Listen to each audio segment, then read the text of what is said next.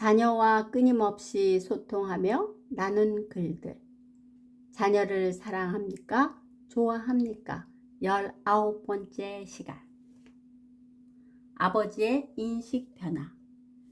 연구 결과에 따르면 아버지의 자녀 양육 및 교육의 참여도가 높을수록 아이의 학업 성취도뿐만 아니라 사회성, 인성, 성취 욕구 등에서 긍정적인 효과가 나타난다.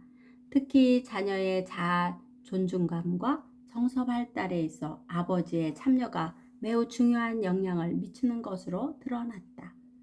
가족의 생계를 책임지고 가족을 통솔하던 전통적이고 권위적인 아버지 상을 넘어 자녀 양육과 교육에 적극적으로 참여하는 새로운 아버지 상으로 변화되어 가고, 아버지들도 시대에 맞춰 아버지의 역할을 하려고 노력하고 있다. 지금까지 윗세대의 권위적이고 통제적인 아버지의 모습을 보고 자라왔기 때문에 어떤 방식으로 자녀에게 다가가야 하는지 모르는 경우가 있기도 하다. 예를 들어, 저는 아버지 때문에 공부하는 것이 싫어졌어요 라고 아예 공부에 손을 놓아버린 고등학생을 상담하고 있다. 중학교 때 상위권에서 공부를 잘했다.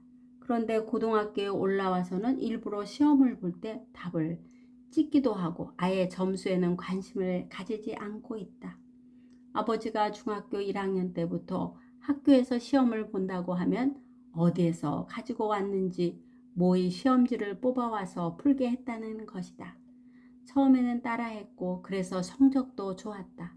매 시험 때마다 그렇게 하니 내가 누구를 위해 공부하고 있는지를 생각하게 되었고, 이제는 아버지를 위한 공부를 하지 않겠다고 마음의 문을 닫은 상태였다. 사실 아버지에 대한 반항적인 모습이 드러난 것을 알게 되었다. 아버지와 상담을 하면서 자녀를 사랑하는 마음을 읽었다. 아버지가 이루지 못한 꿈의 대리만족을 위해서 온 힘을 쏟아 지원했고, 자신이 못 이룬 꿈 때문에 본인의 아버지에 대한 죄송함도 있었다고 한다. 자녀는 잘 따라 주었기에 자녀의 마음을 알지 못하고 성적이 떨어지는 것만 나무랐기 때문에 자녀와의 갈등의 골이 깊어진 것이다. 아버지는 상담을 통해 아버지의 이름만이 아닌 진정한 아버지의 역할이 무엇인지를 인식하기 시작하였다. 진정 자녀가 원하는 것이 무엇인지를 읽게 되면서 스스로 진로를 결정할 수 있도록 돕자 아버지의 역할을 하자고 우리는 서로 논의하였다. 아버지는 조금씩 인식을 바꾸고 변화되면서 자녀와 소통하기 시작했다. 잠재력을 키워주는 자녀 교육의 첫 걸음은 욕심을 버리는 것이다. 부모는 자녀의 재능을 발견하고 이끌어줄 수 있다. 자녀 인생은 자녀 스스로 생각해 보면서 결정할 수 있도록 도와야 한다. 부모는 자녀가 자신의 삶을 잘 살아갈 수 있도록 하는 조언자, 조력자일 뿐이다. 부모는 애정과 관심을 버리지 않되 마음을 비우고 시간이 걸리더라도 자녀가 선택한 길을 지켜봐야 할 것이다. 혹 부모가 자녀가 정한 꿈이 바르지 않다고 느끼는 것은 무엇 때문인지 먼저 자기 점검이 있어야 한다. 진정 자녀를 사랑하는 방법은 먼저 자녀가 원하는 것이 무엇인지 사랑과 관심을 가지는 것에서 시작한다. 아버지로서의 자신을 한번 돌아보자. 자녀들에게 어떤 모습으로 비춰지고 있는지, 그리고 자신이 보아온 아버지의 모습과 어떻게 다른지 생각해 보아야 한다. 아비들아, 너희 자녀를 노엽게 하지 말고 오직 주의 교양과 훈계로 양육하라. 참된 자녀의 사랑은 4명의 초등학교 미술치료 집단 프로그램을 진행하고 있다. 그들의 고민을 듣는 중에 한 친구가 집에 CCTV가 있는 것이 스트레스라고 말한다. 무엇 때문에 설치를 해놓았을까? 공부하지 않고 놀까봐? 엄마가 통제하며 공부하라는 것이란다. 이전에도 부모가 자녀의 행적을 알기 위해서 스마트폰 추적기를 자녀 몰래 해놓았던 부모를 상담한 적이 있었다. 정말 놀라운 일이며 어린이 인권을 침해하는 것이다. 5월 5일은 어린이날이다. 어린이날은 모든 어린이가 차별 없이 인간으로서의 존엄성을 지닌 민주 시민으로서 바르고 아름답고 씩씩하게 자라는 것을 고취하기 위해 만든 기념이라고 사전에 명시되어 있다. 또 방정환 선생님의 어린이 사랑에서 만들어진 날이기도 하다. 부모는 자녀가 잘 되기를 원하며 희생을 해서라도 좋은 것을 해주고 싶다. 공부를 잘해서 성공하기를 원해서 여러 학원에 보내며 물질을 투자하고 있다. 그러나 성경은 자녀에게 마땅히 행할 길을 가르치라고 명령하고 있음을 알았으면 좋겠다. 말씀으로 훈계하고 교육하려면 자녀와의 관계, 신뢰가 우선이다. 자녀에게 아무리 좋은 것으로 다 채워준다 해도 마음이 상하게 되면 좋은 것은 전해지지 않고 도리어 부모의 기대치와 점점 멀어져 가기만 한다. 아무리 유익한 말도 부모 자신을 위해 하는 말로 들리기 시작할 것이다. 서로의 관계와 신뢰가 깨어지고 통로가 막히면 아무리 좋은 말일지라도 소용이 없다. 부모는 막혀있는 상태를 알지 못하고 교훈과 책망을 한다. 그때 부모는 교훈과 책망을 받지 않는다고 소리를 높이고 화를 낸다. 자녀는 더 마음이 상하고 악순환이 거듭되고 있는 것이다. 하나님이 각 가정에 허락하신 자녀의 양육 도구는 주의 교훈과 훈계라고 말씀하셨다. 하나님은 자녀를 노엽게 하지 말라고 하는 것이다. 자녀 교육은 부모의 사명이다. 부모가 해야 하는 말의 근거도 우리가 하는 행동의 근거도 성경이어야 한다. 자녀를 통제하지 않는 것은 자식을 사랑하는 것이 아니다. 잘못한 것은 책망하고 알려주어야 하는 것이 요즘 어린 자녀들에게는 필요하다. 어릴 때 관계에 어려움이 있어서 잘 양육하지 못했다면 지금부터라도 기도의 후원자가 되어야 할 것이다. 어린이날 변함없이 자녀들에게 편지를 쓰는 이유는 자녀와 관계를 형성하고 말씀대로 사는 것이 인생의 근본임을 전해주는 통로이기 때문이다.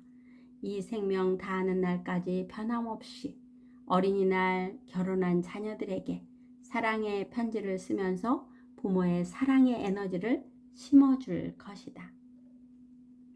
자기 조절과 통제. 부모 역할 교육 시간에 한 어머니가 중학교 1학년 아들이 노트북을 사달라고 조르는데 어떻게 하냐고 질문을 했다. 그래서 지금 당장 사주지 말고 한번 생각해 보자고 하고 노트북이 필요한 이유에 대해 알아오라고 부탁을 드렸다. 그럼에도 다음 주 자녀가 졸라대자 결국 사주었다며 노트북을 사주면 학원에 잘 가겠다는 약속을 했다는 것이다. 물론 자녀가 약속을 잘 지킬 수 있으리라 믿지만 시간이 지나면 대부분 아이들은 그 약속을 제대로 지키지 못하게 된다. 부모님들이 스마트폰을 사주면 어떤 일이 일어날 것인지를 주위 사람들의 이야기를 많이 들어 잘 알고 있음에도 초등학교 때부터 사준다. 사주는 이유를 잘 들여다보면 사달라고 계속 끝없이 조르게 되면 부모가 미쳐버릴 것 같아 결국 사주게 된다는 것이다. 자녀가 다른 친구들은 다 샀는데 왜 자기만 안 사주냐고 따지면 부모는 이기기가 어렵다. 부모는 스마트폰을 안 사주게 되면 공부를 접을 것 같고 친구들과 어울리지 못할 것 같고 자녀가 폭력적으로 돌변할 것 같고 학원을 안 간다고 부모를 협박할 것 같은 걱정에 앞서게 된다. 자녀와 힘겨루기를 하다가 결국에는 사주게 된다. 어떤 부모는 자녀가 어디에 있는지 확인이 필요해서 사준다. 이것은 부모가 불안해서 사준 경우이다. 하지만 결국에 자녀는 엄마가 귀찮으면 받지 않을 것이다. 무조건적으로 못하게 하는 것이 아니라 스스로 통제하고 조절하는 능력을 부모가 키워주어야 하는데 문제는 부모가 말을 하면 잔소리로 듣는다는 것이다. 잔소리로 듣지 않게 하려면 먼저 부모와 자녀가 신뢰를 쌓아야 하고 관계가 좋아야 한다. 이전부터 양육 방법에서 상호작용이 어디에서 잘 안 되고 있었는지를 점검해 보는 것이 중요하다. 지금은 안 사주는 게 맞는다고 생각이 된다면 지금은 사주지 않을 거라고 말해야 한다. 안 그러면 매일 사달라고 조를 것이다. 그때 가면 사준다고 약속을 하는 것은 안 된다. 어릴 때부터 조르는 것이 습관이 되어 떼쓰는 중독이 되어 있는 아이라면 끝없이 조를 것이다. 마음을 굳게 먹고 아무리 오래 때를 써도 절대 들어주지 않도록 노력해야 한다. 상황이 바뀌어 사주게 될 때에는 이유를 정확히 설명해 주어야 한다. 때를 써서 얻은 것이 아님을 알려주기 위함이다. 스마트폰을 통제하고 조절을 도와야 하는 이유는 또 무엇일까? 미국 스탠포드 대학 마셸 박사의 연구에 따르면 5세 아이들에게 마시멜로를 주고 15분간 기다리면 한 봉지를 더 주기로 약속하고 실험을 하였다. 15분 동안 기다린 아이와 기다리지 못하고 먹어버린 아이들을 구분하여 꾸준히 15년 동안 추적 관찰한 결과 잘 참았던 아이들은 성적이 우수하고 긍정적 가치관을 가지고 대인관계가 활발하며 사회생활과 분노 조절을 잘했다. 그러나 잘 참지 못하고 마시멜로를 먹은 아이는 SAT 성적에서 잘 참은 아이보다 100점을 낮게 받았다. 한국의 수능시험과 같은 것이다. SAT 시험은. 또한 대인관계에서 어려움을 극복하지 못하고 포기하고 좌절하며 비만, 이혼 등에 관찰되었다. 행복하게 살려면 조절 능력이 중요하다는 것을 어려서부터 알게 하고 부모는 자녀들을 잘 통제하고 조절할 수 있도록 함께 노력해야 할 것이다. 자녀가 주는 기쁨. 안녕하세요. 저는 10월에 3.7kg 건강한 남자아이를 출산했어요. 지난번 부부 집단 상담을 했을 때 부부의 행복의 해결점으로 권해주셨던 출산이 정말 정답이었다는 생각이 듭니다. 요즘은 남편과도 잘 지내고 있습니다. 엄마가 되면서 인생에 대해서 많은 생각을 하게 되네요. 상담사님께서 말씀하신 대로 아기가 잘 자랄 수 있도록 부부가 사랑하면서 잘 양육하겠습니다. 상담사님 복된 새 되시길 바라요. 사랑합니다. 이러한 문자 내용을 받고는 한참 동안 누구인지 생각하다가 재작년 부부 집단 상담을 진행했을 때 참석했던 분이라는 생각이 났다. 그때 부부의 의사소통 문제, 가치관의 차이로 인한 갈등 문제에 대해 이야기를 나누었던 기억이 떠올랐다. 결혼한 지 2년이 넘었는데도 아기를 갖지 않아서 이유를 물었을 때 지금은 직장도 안정이 안 되어서 자녀를 낳으면 경제적으로 감당하기가 어려워서 부부가 합의하여 자녀 낳는 것을 미루고 있다고 했다. 그때 기억나는 말은 자녀를 키우는데 최소한 2억은 있어야 한다는데 자신이 없어요. 지금도 경제 문제로 다투고 있는데 그러면 더욱 사이가 멀어질 것 같아요. 하는 것이었다. 그때 강력하게 이야기를 해주었던 것은 우리 시대에는 자녀를 낳을 때 전혀 돈을 계산하지 않았지만 때에 따라 채워지는 은혜로 잘 키웠을 뿐만 아니라 자녀는 부부에게 큰 선물이고 축복임을 설명해 주었다. 그래도 자녀를 낳으면 경제적으로 부담이 되고 지금보다 더 행복하지 않을 것 같다는 주장을 강하게 했다. 그래서 행복의 기준에 대해서도 집단원들과 다음과 같은 주제들을 이야기를 나누었던 기억이 떠오른다. 사람들이 행복하지 못한 이유 중 하나는 주어진 환경에 감사하지 못하고 현재 있는 것보다 없는 것을 추구하기 때문이었다. 물질이 많다고 학벌이 높다고 건강하다고 다 행복한 것은 아니다.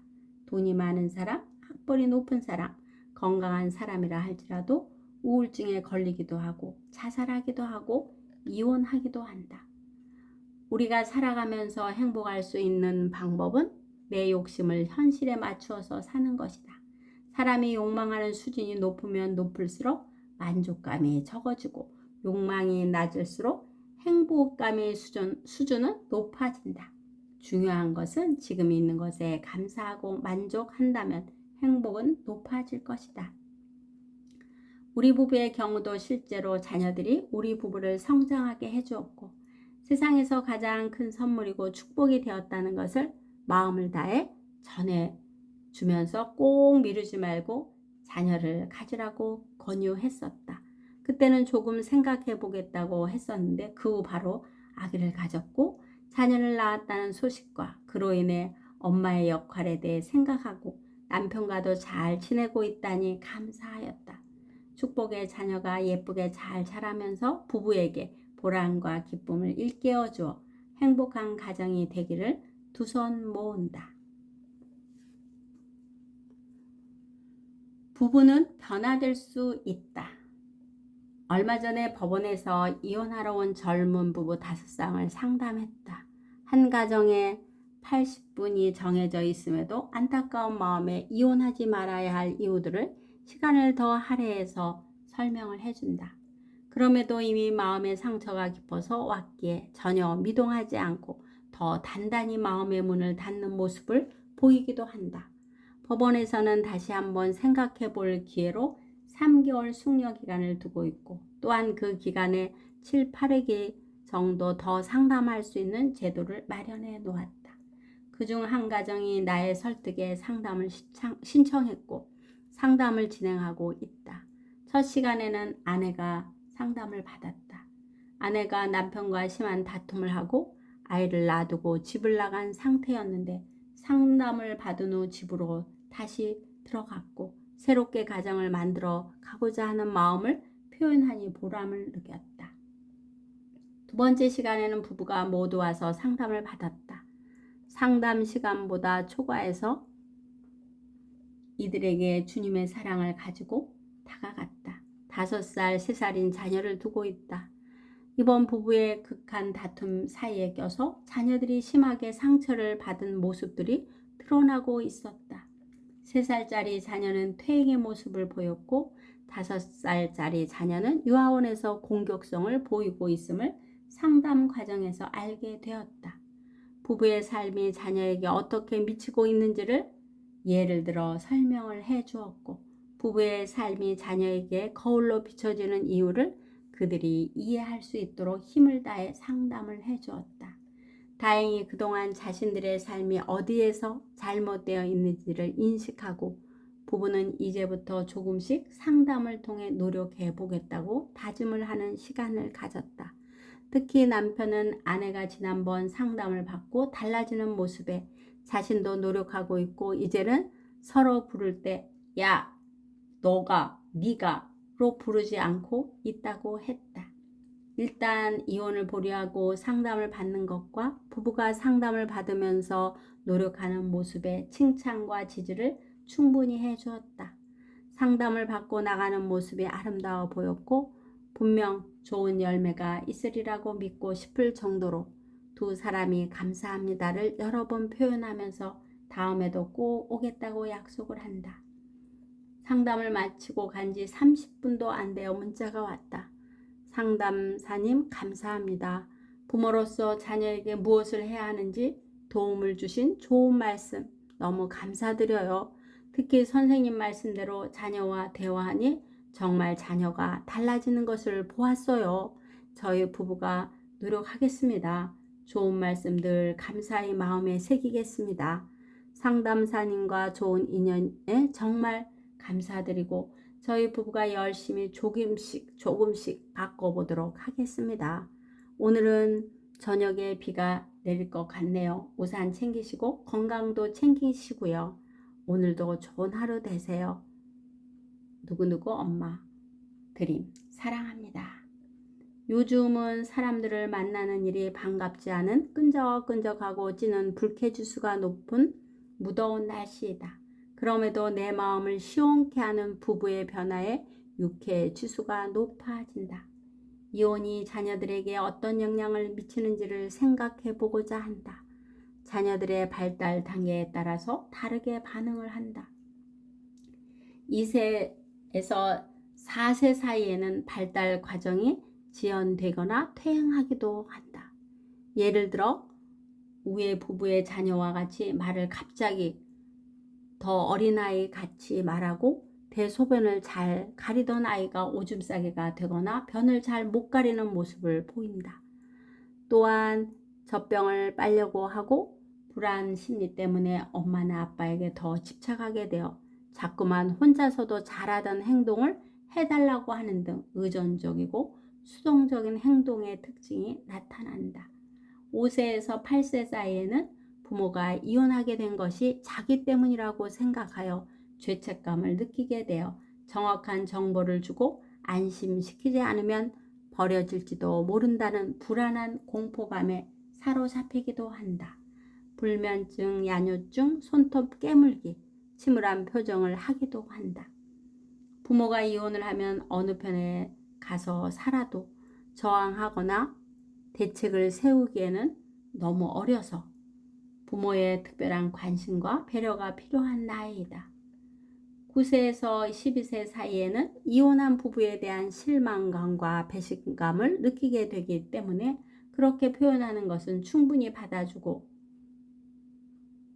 부모의 입장을 이해시키지 않으면 부모에 대한 분노로 사람 관계를 멀리할 수 있기 때문에 충분한 대화를 통하여 상처를 치유해 주어야 한다. 13세에서 20세 사이에는 자녀들에게 설명을 해주면 부모님이 이혼할 수밖에 없는 이유를 이해하긴 하지만 마음의 상처를 받고 부모에 대한 붕괴가 생기고 사람들로부터 스스로를 소외시키기도 한다. 또한 어느 부모에게 충성해야 할지 혼란스러운 눈치를 보게 되는 경우도 있다. 이러한 점을 볼 때 이혼하는 것은 두 사람만의 문제가 아니라 자녀에게 큰 상처가 되고 자녀들의 삶을 힘들게 하고 있는 것이다. 현재 필자와 상담하는 부부처럼 이혼할 수밖에 없는 문제들은 시간이 걸리지만 상담을 통해 방법을 찾아갈 수 있고 부부가 변화되어 이혼을 거두어들이고 화목한 부부가 된다면 자녀에게 가장 큰 선물이 될 것이다. 끝까지 기다려주는 사람. 상담자로서 다른 사람들의 문제를 들어주고 그 문제를 함께 고민하면서 풀어가는 일은 그리 쉬운 일이 아니다. 때로는 내가 이 일을 잘 감당하고 있나 할 정도로 도무지 변화가 없는 사람들을 만날 때 한계를 느끼면서 주님 앞에 기도를 드리게 된다. 제가 하고 있는 역할이 맞나요? 라고 기도할 때마다 주님은 그래, 너는 잘하고 있어. 그래도 어려운 사람들이 호소하는 문제를 들어주고 있잖아. 그것만으로도 잘하고 있는 거야. 라는 따뜻하고 격려하는 음성을 주신다. 남편을 통해서도 힘을 얻는다. 가끔씩 상담 장소까지 데려다주고 기다려주면서 나오면 수고했어. 잘하고 있어요. 짱이야. 라고 표현해주면 새로운 용기를 얻는다. 정신건강증진센터에서 중학교 1학년 남학생 1명과 12번을 만나는 프로그램을 진행했다. 그 학생은 학교는 가는데 학교 수업에 안 들어가고 지각해서 교무실이나 상담실에 앉아 있기만 한다는 것이다. 그렇게 한 지 한참 되었으니 무엇이 문제인지 프로그램을 통해 치료받고 싶다는 것이다. 처음부터 질문을 하면 잘 모르겠어요 로 일관하고 학교 수업에 안 들어가는 이유에 대해서도 표현을 하지 않는다. 미술 도구를 통해서 마음을 끌어내 보려고 노력했다. 스트레스를 줄까봐 그림 속에서 나타난 것에 대한 질문으로 다가가면 그냥요 이렇게 표현을 한다. 그 모습을 그대로 받아주면서 10번을 만났다. 인내가 필요했다. 조금 더 변화될 것 같지 않은 모습이었지만 그래도 조심스럽게 질문을 하고는 대답은 안 해도 돼. 너희 머릿속에만 답을 하면 돼. 라고 하면 머릿속으로 생각을 하고 있다고 표현만 해주는 것에 만족하였다. 조금씩 표현한 것은 중학교에 입학하면서 선생님에게 상처 받은 말 한마디였다. 초등학교 생활과는 달라서 잘 적응하지 못하는 학생에게 그것도 못해서 어떻게 중학교 생활을 하려고 해? 남아서 알 때까지 있어 라고 한 것에 무시당한 것 같은 마음에 교실에 들어가는 것이 힘들었던 것을 알게 되었다. 조심스럽게 내면에 있는 강점을 찾아내어 강화해 보려고 했다. 그래도 프로그램을 한 번도 빠지지 않고 오는 것으로 볼 때 동기부여만 되면 문제를 이겨낼 수 있을 것 같아서 상담하러 오는 것 자체만으로도 칭찬해주고 격려해 주었다. 11번째 상담을 마쳤을 때 그 학생의 엄마에게서 전화가 왔다. 오늘 드디어 학교 수업에 들어갔어요. 감사합니다. 전화를 받으면서도 꿈꾸는 것 같았다. 연말에 커다란 선물을 하나로 안겨주는 것 같았다. 12번째 마지막으로 만나면서 학교 수업에 들어간 것에 대해 확인을 했다. 상담 선생님 말대로 자신의 삶은 자신이 선택해야 하고 책임도 져야 한다는 말을 생각해 보았다는 것이다. 그리고 자신도 모르게 수업에 들어가 보니 괜찮았고 이제부터는 수업에 잘 들어가 보려고 한다고 말했다.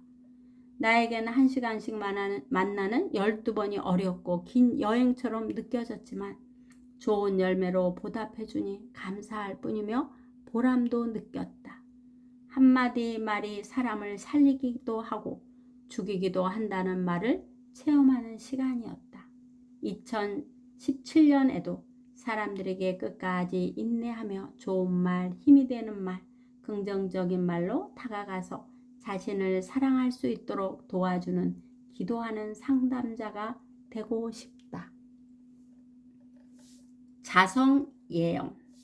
보육원 청소년들에게 나는 어떤 사람이 되고 싶은가? 내가 이루고 싶은 꿈은 무엇인가? 라는 주제로 자성 예언에 대해 함께 생각해보는 시간을 가졌다. 어느 날 기자가 빌 게이츠에게 물었다. 세계 제1의 갑부 그 비결이 무엇입니까? 빌 게이츠는 대답했다.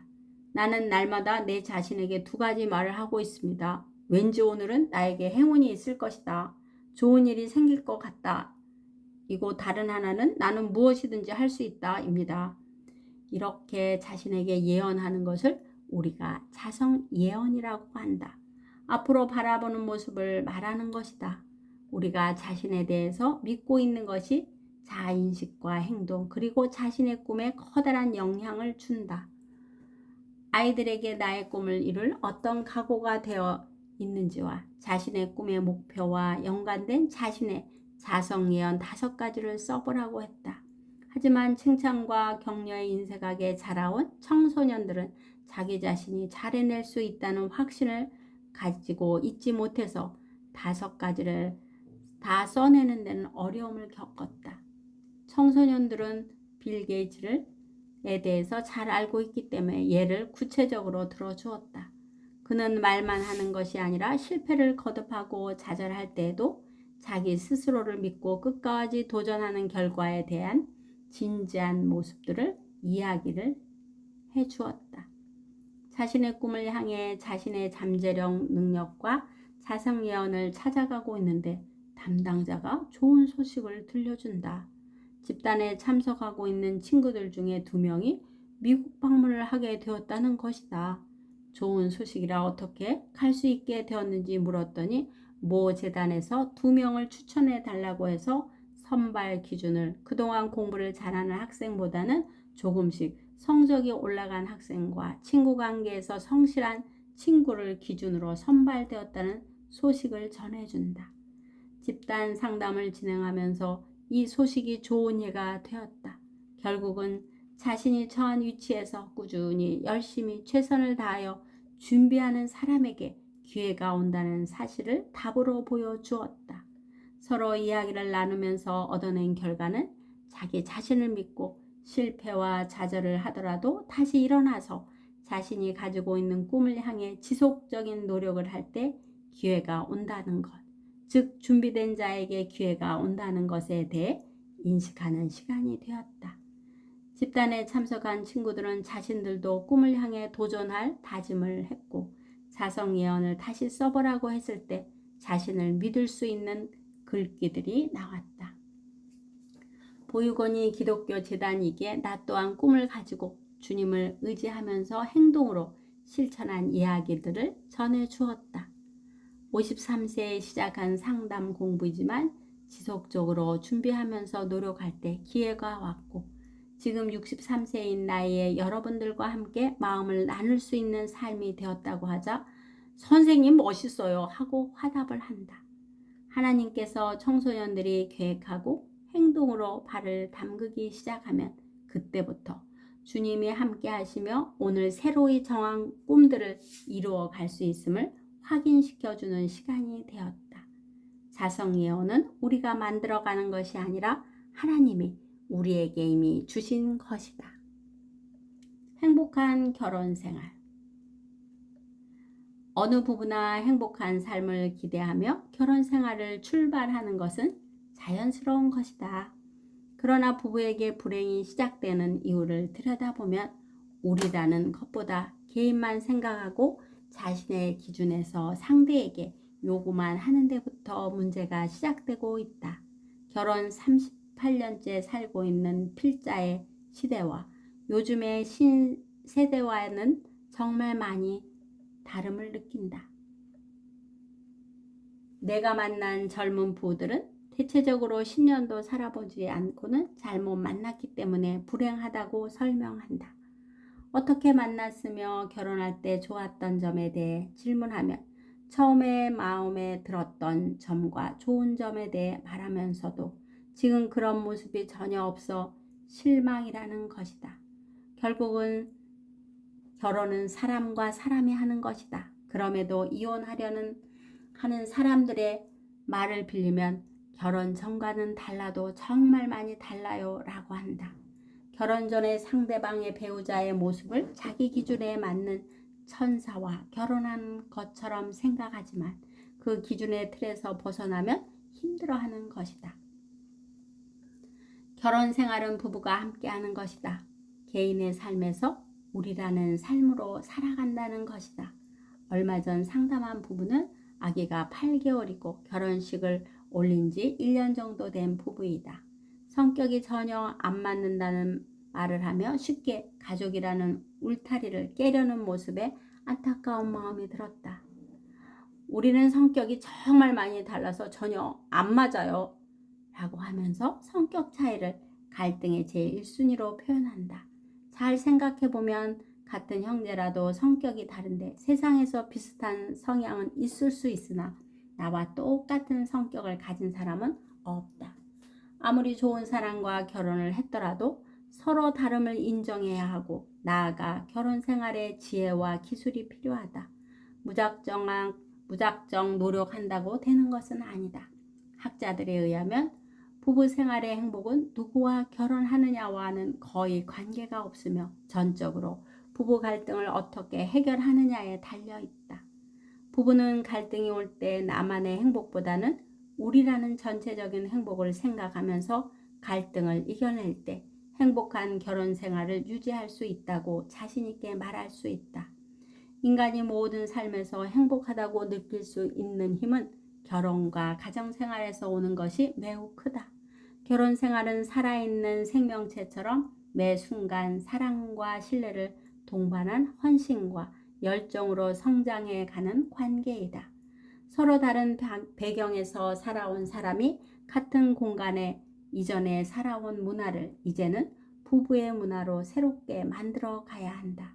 그러기 위해서는 서로의 다른 점 때문에 겪는 갈등으로 힘들어하고 지치면 포기할 것이 아니라 잘 대처해 나가는 방법의 기술들을 배워 삶에 적용할 때 행복한 결혼 생활이 될 것이다. 성도는 특별히 하나님의 사랑을 가지고 상대방을 사랑하면 어려움도 능히 이길 수 있는 힘을 주님께서 주실 것이다. 어렵고 힘들 때 나를 향한 예수님의 십자가의 사랑을 묵상해 보기를 원한다.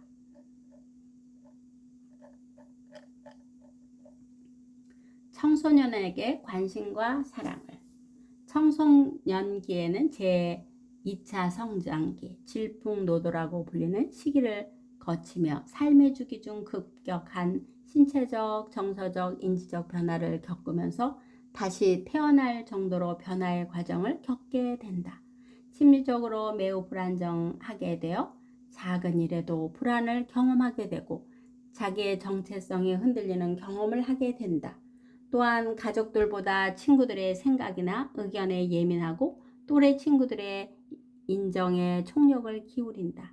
요즘 청소년들은 핵가족에서 자라고 부모들이 지나친 관심을 갖거나 혹은 방임적인 경향이 많이 있어서 거의 자기 중심적이고 자신과 다른 관점에서 타인을 이해하는 능력이 많이 부족할 뿐 아니라 배타적인 모습을 보인다.